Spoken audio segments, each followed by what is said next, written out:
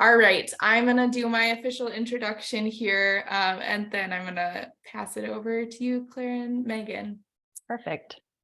Good evening, friends, readers, and book lovers. My name is Elizabeth Boscher, and I am the events coordinator from Schuler Books. I want to thank you all for joining us tonight virtually for our event with Megan Tady in celebration of her book, Super Bloom. Schuler Books is an independent bookstore with 4 locations in Michigan. You can follow along with all the bookstore happenings on Facebook, Instagram, Twitter, and TikTok. Megan Tady is a writer and editor who runs the company Word Lift. Let me get that right. When she's not scrutinizing copy, she can be found stocking her free neighborhood library, challenging anyone to a dance-off, or stewing over how Portlandia stole all her jokes. She's hard at work on her next novel, Champions for Breakfast, which will also be published by Zibby Books. She's a corn-fed Nebraska gal who now lives in a quaint New England town with her husband and 2 kids. Tonight, Megan will be in conversation with Claire Bidwell Smith. Claire Bidwell Smith is a therapist, renowned grief expert, and the author of 3 books of nonfiction: The Rules of Inheritance, After This, When Life is Over, Where Do We Go? And Anxiety, the Missing Stage of Grief. Claire often offers numerous online programs for grief in addition to working with people one-on-one. Led by her own experiences with grief and fueled by her work in hospice and private practice, Claire strives to provide support for all kinds of people experiencing all kinds of grief. If you still need a copy of Super Bloom, or if you want to order a copy of Claire's book, Anxiety, I'm going to drop those links in our comments section, or if you're watching this on YouTube later, in the description below. And we would love for you to support our bookstore by purchasing one of those, as well as supporting these authors. You can also stop into any of our brick and mortar stores in Grand Rapids, Okemos, Ann Arbor, or West Bloomfield, and we would love to see you there. Now I'm going to pass it over to Megan and Claire for their conversation about Super Bloom. Thank you, Elizabeth. That was such a nice intro. Thank you. I might have to yell at kids screaming in the yard. Can you hear them? Yes, I'm going to take a broom to my kids. Hold on 1 second. They're upstairs. Oh, thank you for putting those in the chat. Those are our books. Yeah, we've got a few people here. All right, and just yelled at some kids. Great. Good. Quiet down, you crazy kids. Hi, Meg. Hi, Claire. I'm excited to be here with you. I'm excited to be here with you. So for anyone here with us or watching later, Meg and I are cousins-in-law. Meg is married to my first cousin, Alex. And so we've known each other for a long time. And I feel like I should just preface all of that by saying that because we're so familiar with each other. And I know, like it'll be obvious very quickly that we know each other well. That's true. Yeah, and you have watched my crazy publishing journey for this whole time and supported me along the way as you've been churning out the books and the babies as well. Yeah. My first book came out 11 years ago now, and you've been in the family since then, right? A long time. But I was trying to remember earlier when you first started talking to me about this novel you were working on. When was that? Well, I started writing it 8 years ago. So the journey's been 8 years, and it was probably, I wrote that first manuscript in about a year. And so it was probably then that I came to you and was like, how do I get an agent? What do I do?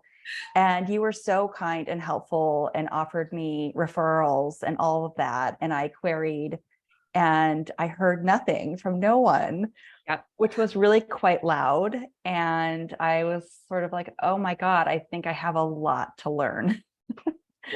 And I did. Yeah. Yeah. It's not for the faint of heart, the process of getting a book published, but you persevered, and I know on your end, there must have been so many moments. I mean, I know there were of just like, oh my God, this is not going to happen, or I should give up. I had those moments myself before my first book and my first agent. But I kind of knew, like, I knew you were going to make it. I knew you were going to like find it just takes time for the book to find its way to the right people. And once it does, it like all of a sudden blooms. Oh, that's true. I think we're really hit over the head with all of these overnight success stories. And so we aspire to have that happen to us and think that that's how it should happen. And that if we have any talent, we will get swooped up right away. Mm-hmm. And so when that doesn't happen, and you're suddenly like, wait, this is taking longer than I thought, or this is more of a struggle. You kind of don't realize that that's actually how it is for most writers. And it took a while for me to understand that most writers have been at this for years. They have many novels in a drawer, and that's just part of it. It's not because you're not talented. It's just there's so many things that have to strike right to get a book published beyond it being good. It's true. It's true. And, I always talk really openly about how long it took me to find an agent and how many drafts of my first book I wrote and how hard it was, because you're right. We get hit over the head with these constant success stories, and it makes it seem like we should just dash off a book and like immediately have it published and be on Oprah. And that doesn't happen to all of us. Most of us doesn't happen to. Exactly. And I think even with you telling me about your own story, it still feels like, well, that's maybe not going to be me. And it definitely was. But I also feel like we're both being published now. You're working on your second memoir with Zibby Books, which is a new imprint. And had my story gone fast, like had I published with someone else, we wouldn't be with the same publisher. I would be having a very different experience. And I'm really loving my experience with my editor, with Zibby Books. So I feel really grateful that it's where I'm at. Totally. Yeah. No, you ended up exactly where you should be. For anyone who's watching or listening and is not familiar with Super Bloom, can you give us a synopsis? I know you've worked hard on this little elevator pitch that you have to give for your book. It's true. I've said it a lot. So Super Bloom is about a massage therapist in Vermont working at a luxury spa. She's about to lose her job and she's grieving the love of her life. And she's got one chance to save her job, and that's to get a glowing review from the most demanding client, famous romance novelist Carmen Bronze. Carmen breezes into town, and Joan, that massage goes haywire, but they end up striking up an interesting sort of relationship where Joan dishes dirt about the spa, where Carmen's going to set her next bestseller. And Joan begins to wonder if she should write that book instead.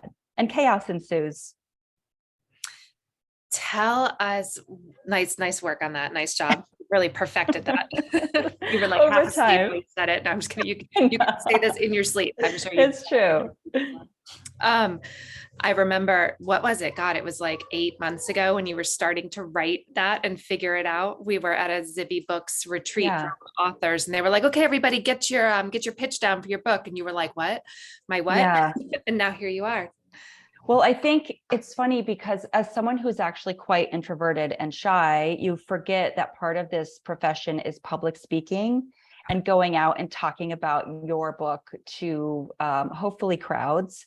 And I have had a fear of public speaking since I was in the 5th grade. Mm-hmm. And so at this retreat, and this is another reason why I just love Zibby Books, they gathered all the authors for a few days and we're doing deep dives on all sorts of things, including practicing giving your elevator pitch and like standing in front of this room and just do it. And I was so terrified. And these people are my friends and I was so terrified. So I've gotten a lot better at it now, but I've had to do it quite a bit, but I'm so grateful for that opportunity. That was amazing. It was amazing. Like the Zibby Books experience is so unlike anything else. And my first book, I never did any of that. I just got thrown out to the wolves of like podcasts, radio, and there weren't even podcasts back then, radio and, interviews. And I just really quickly had to get it together. And I didn't ever imagine all those years I spent writing like alone, that quietly by myself. I Right. never imagined having to talk about it everywhere and get up in front of people and all of those things that Yeah. seem Yeah. glamorous, but are actually quite scary sometimes. Yes. The whole tour, everything seems so glamorous, but it's a different, yeah, it's a different skill set, and it requires a lot of different things, but it's been good. It's been great. And the team's been amazing. So yeah. So back to the book. Yeah. What inspired the idea? So your cousin, my husband, Alex, My favorite cousin. your oh, he surprised me on a trip away to Vermont. I live in Western Massachusetts, and this was for my birthday 8 years ago. And we drove up and we went to the spa, and I was getting a massage that was kind of terrible. And the woman who was working on me just had the grumpiest energy. And the whole time my face was in the face cradle, and I was sort of like, what is going on? What is her story? Does she even like it here? Like but then as I was kind of a little bit, annoyed, I was also like, well, what is it really like to work in this giant spa? What are the rules here that bruise her? Do her hands hurt? And then I was sort of like, is she brokenhearted? Is she, all sorts of things. I have a wild imagination. I have a journalism background, so I always want to interview everyone. So I left that massage, like not with a great massage, but with this novel idea flooding through my head. And it felt like too awkward to ask her all of that stuff. So I ended up interviewing a bunch of other body workers to find out those things, but I sort of cast her as this character who's lost someone and who's about to lose her job, and really has this sort of secret passion, this secret writing passion that she's tamped down for years. And I'm so grateful I had that terrible massage. I love that. Massages are weird sometimes. I had one recently, and I'm always thinking a lot about the masseuse too. Like, Yeah. what is going on for them right now? Yeah. Giving someone a massage, like a stranger, is my worst nightmare. Like that would just really freak me out. And It's so, a really unique job. yeah, as like, as an empath, I can't not think about like this person who's touching me, and Right. like I wouldn't want to be doing that. And Yeah. so, who are Yeah, they? Why are they doing it? And like, I think a lot too about like, what are they thinking of me? Or and I was imagining that, was she, what was she judging of me based on my back and my muscles and all of those things, which I sort of give to Joan as she explores, she works with her clients. But you are in this tiny room. It's a uniquely intimate setting. It's so physically taxing. Your income is often capped at like your body's ability to do these massages every day. And I talked with a variety of people, some who like love this work and some who don't, or some who love it but are also frustrated with some of the rules. And people who work for franchises that sort of exploit them, people who work for spas and love it but also wishes, why can't we get paid better? Or people who work for themselves, but it takes a lot to sort of set up your own business that way. And I also knew that the spa setting, or sort of anywhere where you have this like luxurious outward facing side of it, but like you pull the curtains and there's all, you find out what it's really like. It's just like so perfect for humor. So I was like, I just want to set this here. I want to create a very quirky cast of characters, spa characters around her. And I have a yoga background. That's actually how I met Alex. We met in a yoga class, my husband. And so I can easily slip into that wellness speak and can draw up some of those characters in my mind who are like at drum circles and, are sort of like taking off their shoes and massaging their feet in a meeting. I love it. Yes.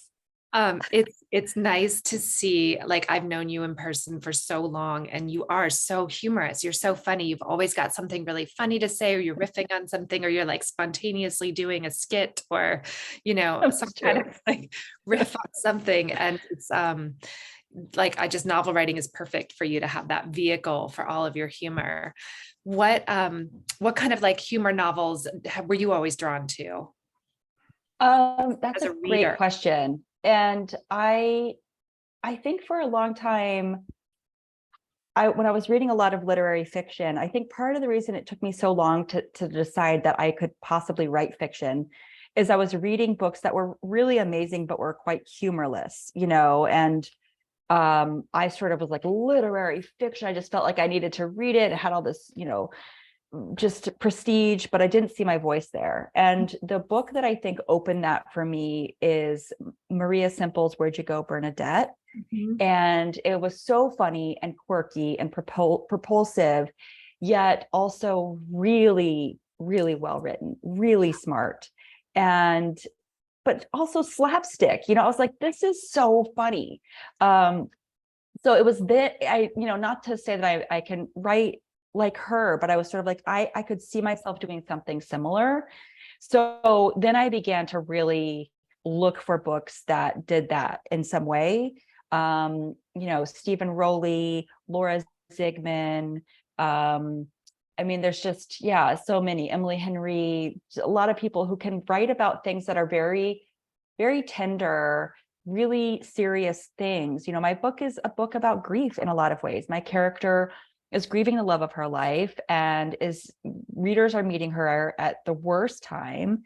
But it's also really funny and hopefully laugh out loud. So, I like to explore those serious topics while also just giving you a breather in the middle to like laugh at something. And I find that as I'm navigating life, I'm always, pulled toward the funny whenever I'm sad. So I wanted to do that in the book.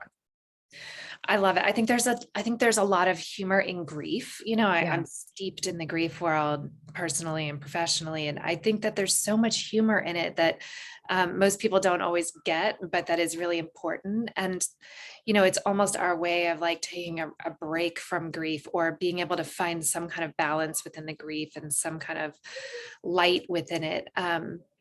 Talk to us about opening a love story in grief. Yeah. Yeah. So Joan has lost Samuel, and it's been 2 years since he died, and they were only together for 6 short months. And I really wanted to explore, I think a lot of times with love stories, when someone's died, it's that they've been together for a really long time. And that's what feels so heavy about the loss. And for this, I wanted to explore, what happens if you've just met. You've got these two quirky characters. They're so pumped to be together. Their love story feels so epic. They can see the whole thing kind of rolling out before them, and they're so pumped. And with new love, you have all of these like heightened emotions, right? You're just like, nothing compares to new love when you're in that moment. And they're so in love that they haven't really invited their parents into it, their friends into it. They're just kind of protecting, they're in this little bubble. So when Samuel dies, she's left holding the bag of all those emotions and all that new love energy. And it's almost to the point where she's like, wait, like, but we were about to just like embark on this, and wait, like, did this even really happen? And then there's the sort of double whammy of not having a status to other people in his life. She wasn't a fiance, she wasn't a wife, she's not a widow. She's like the person who barely shared a blip of his life. So no one knows their story, no one recognizes it, no one validates it. So the pain that she's feeling is like double, poor Joan, like, why did I do that to her? But I also did that because I knew I wanted to then give her the opportunity to write that love story that she lost. And that because she feels so voiceless and so sort of storyless, that the way through is to then write the love story she didn't have. Yeah. But as she begins to do that, she realizes it feels impossible to write it about Samuel. It's just too painful. So then she begins to just cast her and Samuel as romance characters. She's just like, wait, he's a cowboy, I'm a cowgirl. This is hilarious. This is actually so fun. And then she begins to take, parts of their love story and pepper that in and have a blast with it and mend her heart and discover, wait, I've been like tamping down this writing thing for a long time. And that's how the story then begins to really pick up, I think. Mm-hmm. Yeah. What was it like for you to go on her journey? Well, I took a long time to say, I think I want to write a book, and to say it out loud. And I think even when I began first talking to you, I hadn't had that many conversations with people to say out loud, I want to write a novel. That feels really vulnerable. Mm-hmm. And I've been a writer my whole life. From when I was a kid, my whole world has been steeped with writing and words. I have a journalism degree. I run my own business as a writer and editor. And even still, I was sort of like, God, could I do this? So it really felt like I was waiting for someone to kind of tap me on with like a wand and be like, you are now a writer. And I had to just like claim that title for myself. Mm-hmm. So I wanted to give that journey to Joan, that sort of self-doubt. And at the same time, we have this character, Carmen Bronze, who is the romance novelist. And she is the opposite of Joan. She's the ego. She's written like 35 best-selling romance novels. Frankly, she's sort of bored. She's just like, oh my God, here I go again. She's uninspired. She's feared. She never would have waited for someone to deem her a writer. She's like, of course I'm a writer. This is who I am and what I want to do. Why would I wait for someone to give me this title? So you kind of have these opposites duking it out. And then, of course, over the course of the book, coming together and having sort of an interesting friendship and relationship. And it felt like those dualities were playing out for me as I was writing. This part of me that was like, of course I can do this. How hard could it be? This other part of me that was like, I can't, I never will. So that's the part where I can really relate to with Joan. Yeah. Was it hard to finish the book and like end basically these relationships you had with your own characters? It was, in a way, because I'd been working on them and I'd been with them for so long. But it's also, it's why I didn't give up, because I loved them and I had been with them for so long. And I had a lot of moments where I was getting a lot of rejection, and I just thought, maybe this is my book in a drawer. And this is, I've cut my teeth on this. I've learned a lot, and I move on. And I did that for a little while, actually. I started writing something else, but I really missed them. And I felt like I wanted to give them one more shot. Mm-hmm. Editing the book with my editor, Bridie, was such a joy. And I loved that process. I loved that I didn't have to convince anyone anymore. I wasn't selling the book anymore. She was on board, and she loved them as much as I did. And then, but also had fresh eyes and could give just like new energy to it. Yeah. So she gave me all sorts of wonderful notes that brought them to life even more. And I absolutely loved it. And I do miss them, but I'm also so glad that people are meeting them now. And I'm hearing from readers, and I'm hearing from people just today, people who are saying, this has inspired me to get back to writing or to start writing, to start this journey. I'm hearing from people that they're appreciating the grief aspect, and sort of like, wow, I'm so grateful for the permission to grieve, no matter how long a relationship was, or what it looked like, or how long my journey is taking, or if it looks kind of weird, like I'm writing a romance novel to heal. Yeah, I am. So that's been really fun. It's amazing to hear from people that love them as much as I do. It's so fun. Oh, I'm so happy for you and your characters and your book. Thank you. What's your writing practice like? I know you have small kids. I do too. Yeah. I have a 4 and a 7-year-old.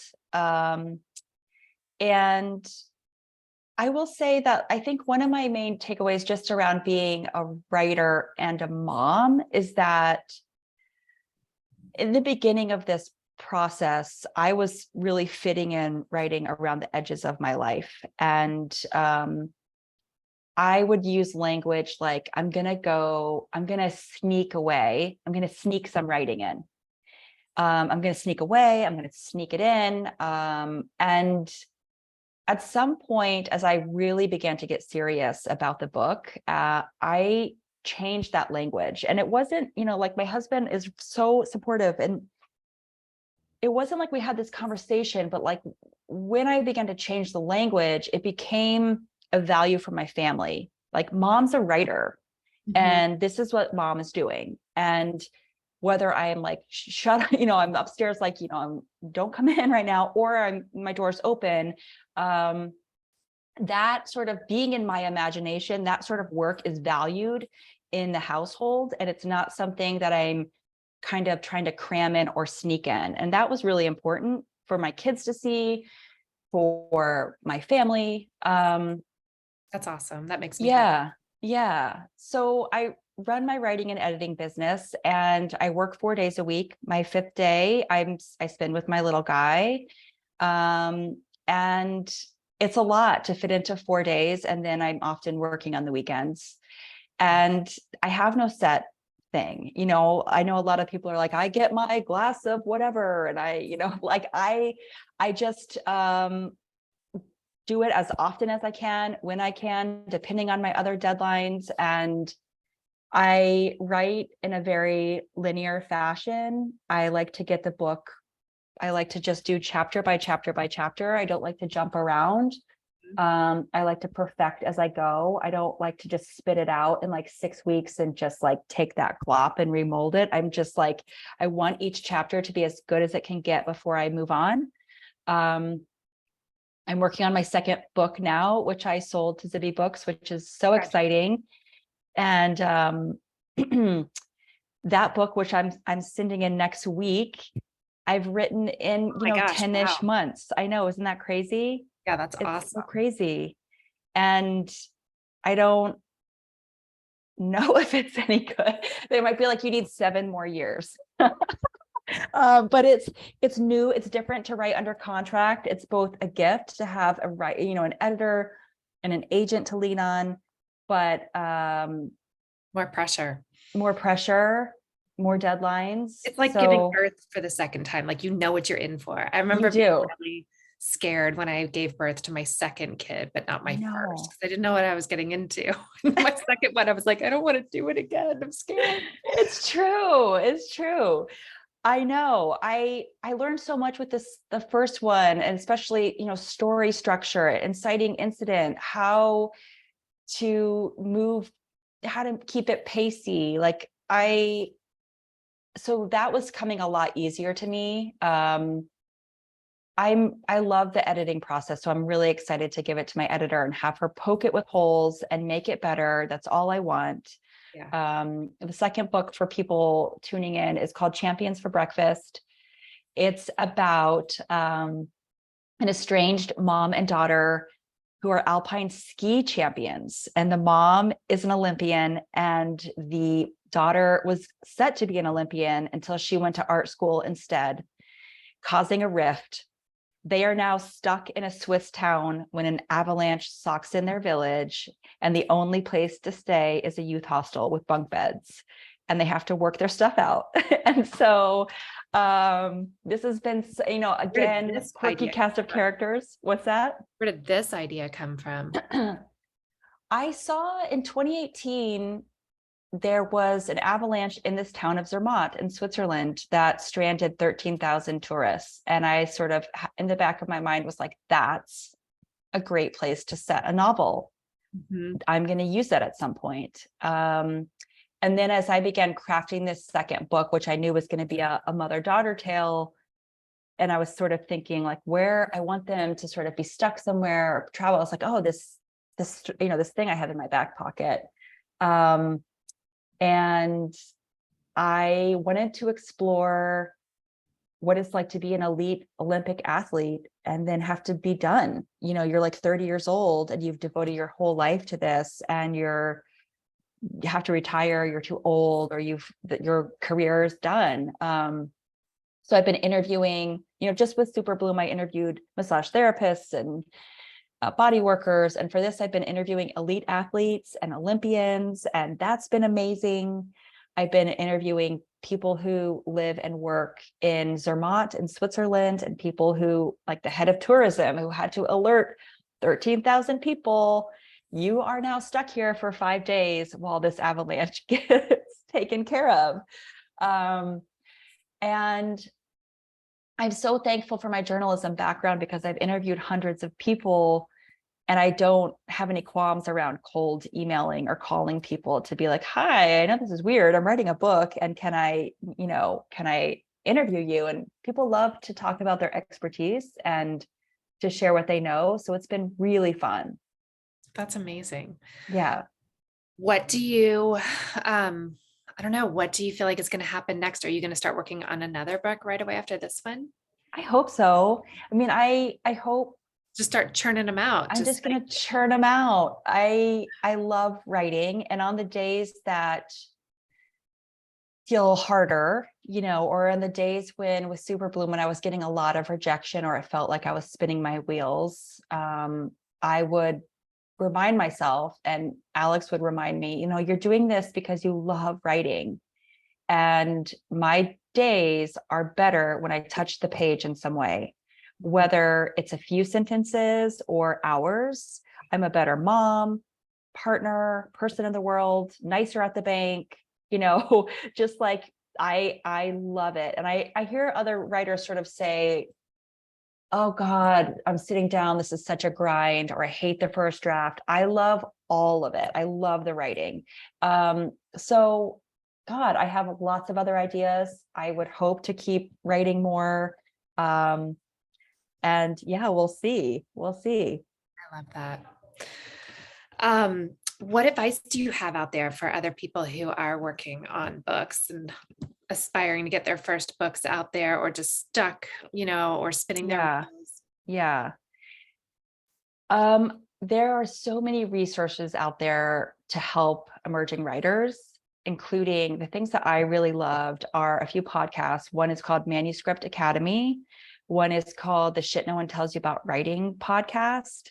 And those will help you figure out how to write a query letter and how to really do it well. There's a whole art to that. And I rewrote my query letter just dozens of times. There's also a lot of resources out there to help you form a writing group. And that was really central for my journey. I know it's not easy advice to just be like, go form a writing group. And you're like, who's going to join this? Bianca Murray, the author who runs the Shit No One Tells You podcast, does a matchmaking thing twice a year on Twitter. So I would follow her. And there's just other places that you can, Twitter's a good place to find people. My writing group was so instrumental in giving me a few pieces of super key advice and feedback on my manuscript. And you want a writing group who gives you the hard truths. You don't want a group that's just going to say, it's so good, it's going to be a bestseller, I love it. You want people who say those nice things and say, for example, in Super Bloom, it's a nested story. So you get a book within a book. And you begin to read what Joan is writing. And for a while, I was only telling the reader what she was writing. And I was really hoping to to have that happen. Like, I didn't want to write the story she was writing. And my writing group came back and they were like, this is boring. This is not working. We want you to write what she's writing. And I was so bummed. The last thing I wanted to do was write in a slightly different voice. I knew I was going to have to write in a different voice, plot a whole new book, and I knew that sometimes, those nested stories, you're up against a lot. Readers don't always love it. You have to hook readers with your book, then a second novel. Sometimes they're like, I don't want to invest in new characters. Yeah. I knew I would have to hit romance beats because her book is a romance novel. There was just so much there. And I also think it was a crisis of skill level. Like I was like, crisis of confidence. Can I really do this? But honestly, it was great advice. And I sat down, I started working on it, and it went much faster. I had a blast doing it. It elevated the novel. I realized I didn't actually have to hit all those beats. That would be too long. It only had to be a few chapters. And thank God they said that, So there were a few times that they kind of gave me the hard truth, and you want that in your writing group. You also can break up with your writing group if it's not a good group. If it's not a good fit, if you're not loving their work, they're not loving your work, if they're like, we don't get it. And there are moments you're going to hear feedback and you have to decide if you're going to take it. I had to decide, do I really write this second book? Is this the right piece of advice? Mm-hmm. I really trusted this group and it did feel right in my gut. Yeah. But you might hear things as you go along that aren't right at all. And you can kind of tell that it's just not a match, almost like when you're on a bad date and you're like, this is not a match. We should not keep dating. You should not stick with your writing group, and it's okay to sort of move on and like flit around until you find the right match. Yeah. It's hard to tell because sometimes that advice and those critiques, like you should write her story. Yeah. And you don't want to do it. I remember when in some early reads of my first book, I got some great advice, but it didn't feel good to hear. And it doesn't feel good to hear it. And so I feel like there could be times in my life where I would hear something I just didn't want to do and be like, this is the wrong writing group. I know. There's a difference between it being hard to hear and it being the wrong thing to hear, and that's a hard one to figure out. It's always going to not feel good. Yeah. Unfortunately, it's not going to feel good to have a book that you think is done that you're going to maybe query next month and have them say, actually, could you write this other little thing, and you're like, oh my God. But it's worth if it's the right advice, it's so worth it. It is worth it. It is worth it. And so you have to kind of trust your instincts and trust the people around you and figure out if it's just, you not wanting to do the work or if it's just not the right thing. That's a hard one. So 8 years later, what do you wish you could go back and tell like Meg when she first started working on this book? I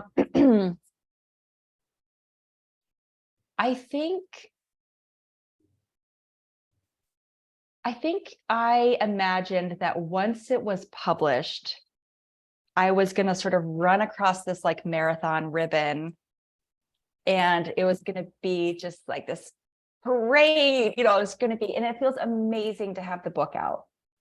The promotion side and the it's just a whole nother thing to navigate around this journey. Yeah. It is very vulnerable.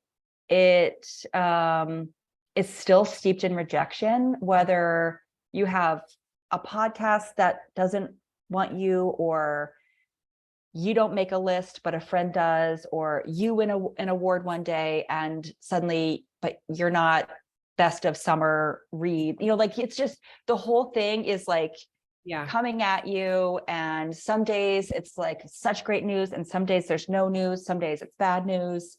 And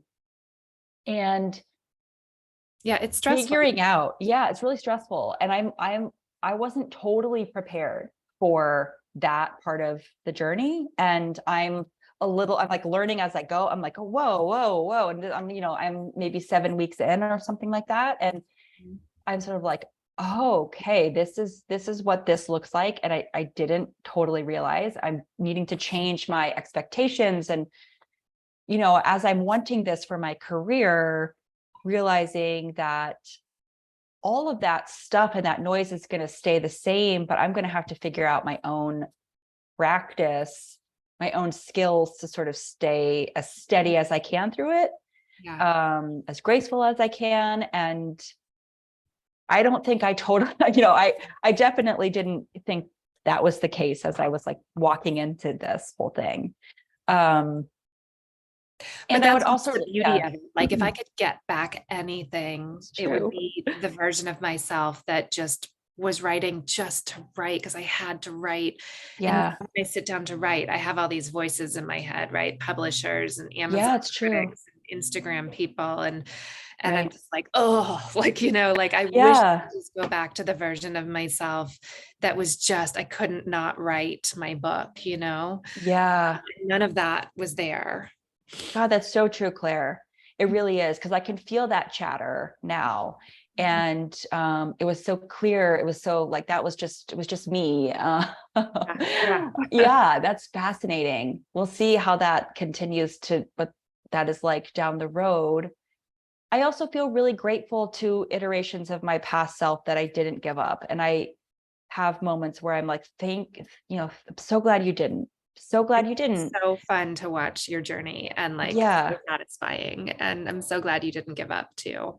me too. And my kids are so pumped. They must be so proud.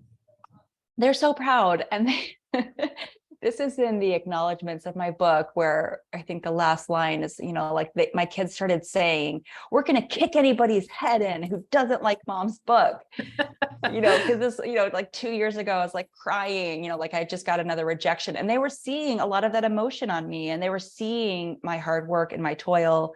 And so they were marching around like, kick them, and it was so hilarious. And now they're seeing it in stores and in the library, and they're so excited for me. And they, are always, my daughter who's 7 is sort of like, what's the next cover going to look like? What's the next book going to be? And it's so fun to chat with them about it. It's amazing. Oh, I love that. I'm so happy for you. So proud of you. Thank you. Give you a hug in person soon. I know. We're going to see each other on the Cape. I can't wait. No. Well, do we have any questions from our few friends that are here with us and cousins that are here with us? Favorite cousins? Your husband, Alex, was my favorite cousin. He was my first favorite cousin because all of my cousins, my first cousins, the youngest is 10 years older than me, and that's Alex. Right. And so he was the closest in age to me. And he was That's like, true. he was like kind of still young enough to, and he is kind of like a big kid anyway. But so he was like, he could kid around with me and like kind of meet my age level, where all the other cousins were like really cool and like older and scary. Yeah. But then I got older too. And now Steph is also a favorite cousin. Hi, Steph. It's amazing. Well, this has been such a delightful conversation. Thank you so much, Claire and Megan. Megan, before I let you go, can you tell people how they can follow along with your work on the internet and get excited about the next book? Yes, I am on Instagram at Meg Tady, Tady, and my website is megantady.com. You can send me an email, but I'm not going to just give it out. Good thinking. Good internet safety. Good job. That's awesome. And we are so excited for the next installment with Zibby Books. And that we will get to continue on with both of your writing journeys. Get to continue to follow your work. Thank you so much for joining us today. Thank you, Megan and Claire, again for the lovely conversation. This will be available on YouTube later this week. So feel free to share with friends. We'd love to get Super Bloom into as many hands as possible. And once again, we are an independent bookstore, and we would love it if you would order a copy of Super Bloom from us, or your local independent bookstore. We're always happy to support the indies. So yes, thank you so much. And I hope you all have a great night. Thank you. Thank you, Elizabeth. Bye, Claire. Bye. Mwah. Bye.